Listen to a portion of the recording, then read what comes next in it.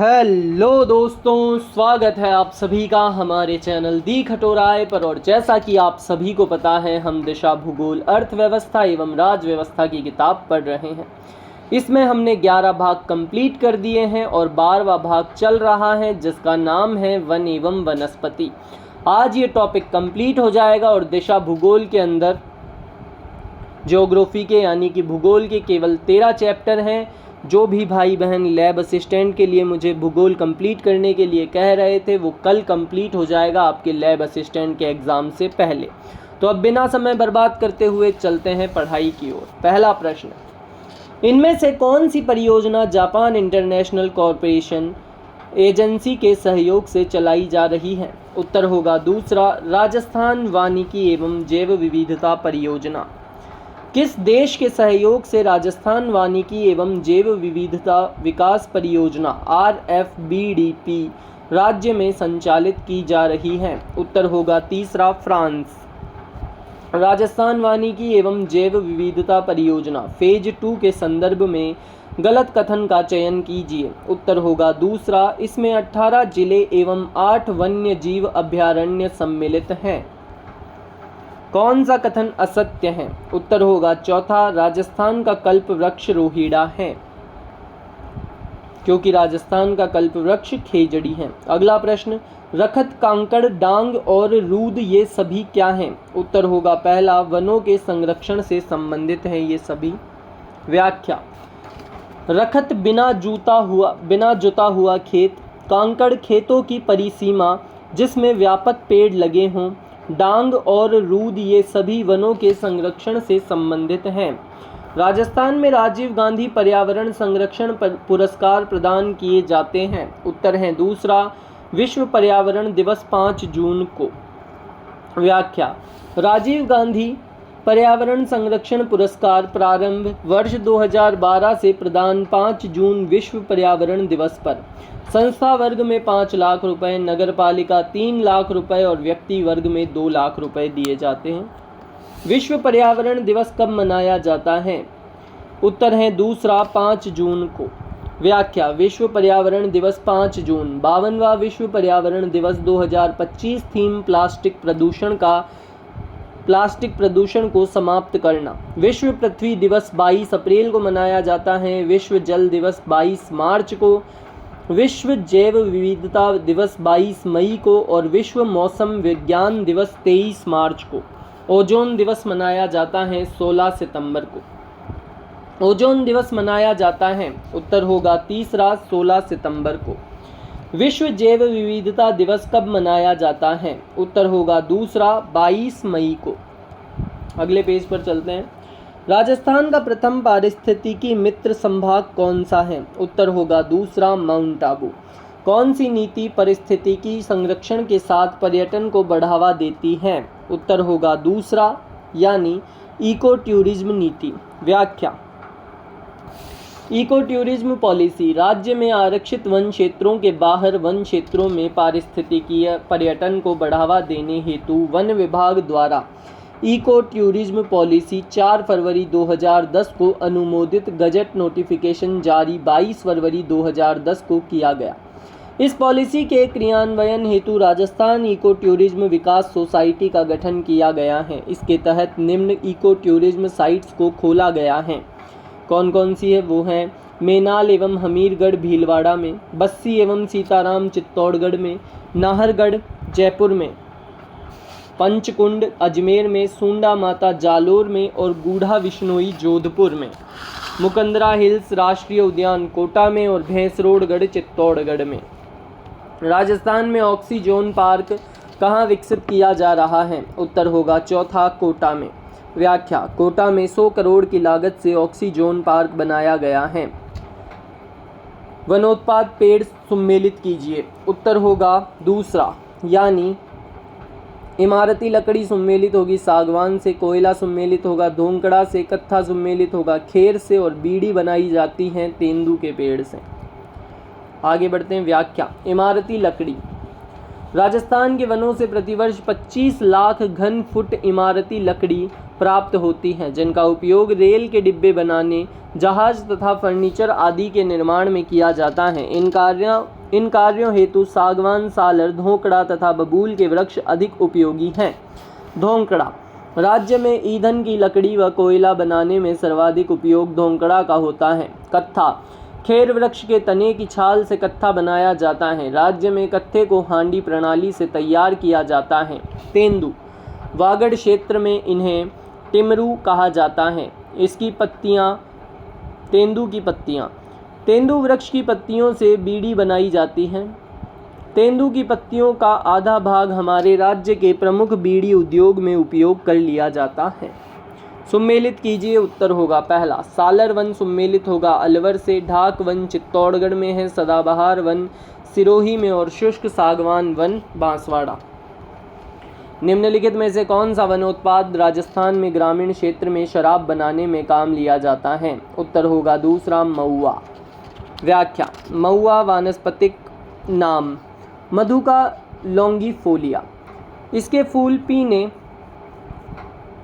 बीज तेल निकालने व इसके फलों का प्रयोग देसी शराब मोकड़ बनाने में होता है, इसलिए इसे आदिवासियों का कल्पवृक्ष कहा जाता है। यह उदयपुर, चित्तौड़गढ़, झालावाड़ आदि जिलों में पाया जाता है। कांग्रेस घास क्या है? उत्तर होगा पहला एक खरपतवार। क्या है? एक खरपतवार। व्याख्या कांग्रेस घास गाजर घास या स्टोफेरस अमेरिका से आयातित इस घास से जयपुर जिला सर्वाधिक प्रभावित है। इस घास को चर्म रोग एवं अस्थमा का वाहक माना जाता है। JFM का पूरा नाम क्या है? उत्तर होगा पहला संयुक्त वन प्रबंधन, जॉइंट फॉरेस्ट मैनेजमेंट। व्याख्या संयुक्त वन प्रबंधन, joint forest management JFM। Bharat में यह कार्यक्रम राष्ट्रीय वन नीति 1988 पर आधारित है। वनों की सुरक्षा एवं प्रबंधन में स्थानीय समुदायों की सक्रिय सहभागिता लेने हेतु साझा वन प्रबंध JFM का क्रियान्वयन राजस्थान में 15 मार्च 1991 से प्रारंभ कर दिया गया था। अब अधिकांश क्षेत्रों में वन विकास एवं सुरक्षा कार्य प्रदेश भर में वन सुरक्षा एवं प्रबंध समितियों, village forest protection and management committee VFPMC के सक्रिय सहयोग से संपादित किए जा रहे हैं। राजस्थान में संयुक्त वन प्रबंधन कब प्रारंभ हुआ? उत्तर होगा चौथा 1991 में। निम्नलिखित में से कौन सा एक अभिगम है जिसमें राज्य वन विभाग वन संरक्षण और प्राकृतिक संसाधन प्रबंधन में स्थानीय वनवासी समुदायों का समर्थन करते हैं? उत्तर होगा चौथा संयुक्त वन प्रबंधन। 2021 में राजस्थान के कौन से जिले में सर्वाधिक क्षेत्र में सघन वन पाए जाते हैं? उत्तर है तीसरा अलवर। व्याख्या राजस्थान में अत्यधिक सघन वन अलवर, सर्वाधिक जयपुर, जैसलमेर, हनुमानगढ़, बूंदी व बीकानेर आदि जिलों में पाए जाते हैं। राजस्थान में पर्यावरण संरक्षण के संदर्भ में RAPCC का पूर्ण रूप क्या है? उत्तर होगा चौथा Rajasthan action plan on climate change.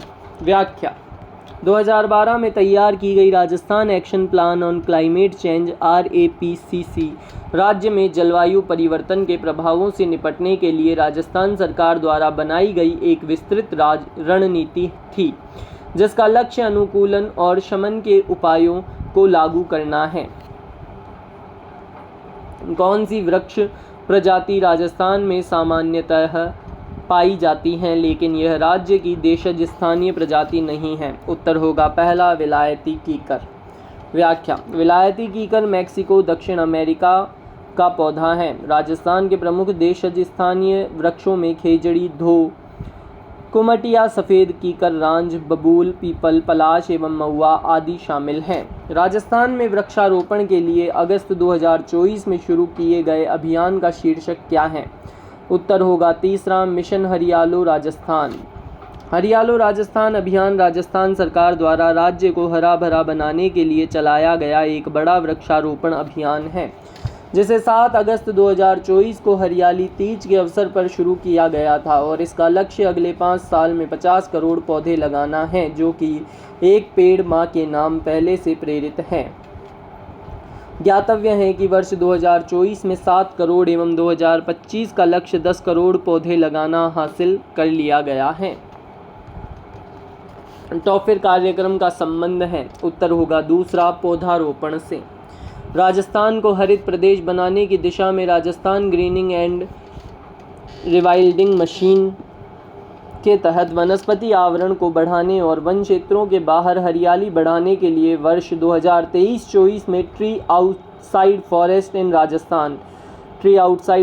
इन राजस्थान टॉफिर नाम से नवीन योजना संचालित की जा रही है, जिसका उद्देश्य राजस्थान में पारंपरिक वनों के बाहर वृक्षों के कवरेज को विस्तारित करना और वन क्षेत्रों के बाहर हरियाली बढ़ाना है। इसके तहत प्रदेश में विभिन्न विभागों, संस्थाओं और नागरिकों के सहयोग से प्रतिवर्ष 5 करोड़ पौधे लगाने का लक्ष्य रखा गया है। इनमें से 1 करोड़ पौधे गोचर, ओरण तथा चारागाह, 1 करोड़ पौधे विभिन्न शहरी क्षेत्रों में तथा 3 करोड़ पौधे जनसाधारण को अपने घरों, खेतों इत्यादि में लगाने के लिए वन विभाग की नर्सरियों से आमजन को उपलब्ध कराए जाएंगे। निम्नलिखित में से किस शहर में विश्व वानिकी उद्यान स्थित है? उत्तर होगा पहला, जयपुर में। व्याख्या: विश्व वानिकी उद्यान जयपुर के झालाना डूंगरी में स्थित है।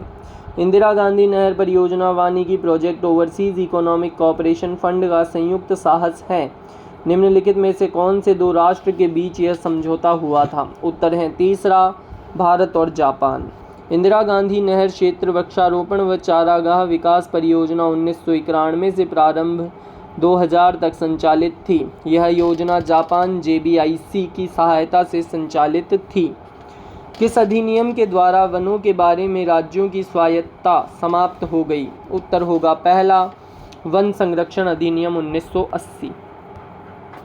वन संरक्षण अधिनियम 1980 के अनुसार हालांकि किसी भी कानून के किसी राज्य में लागू होने के समय कुछ भी निहित होते हुए भी कोई राज्य सरकार या अन्य प्राधिकारी केंद्रीय सरकार के पूर्व अनुमोदन के बिना किसी भी आदेश का निर्देशन नहीं करेगा।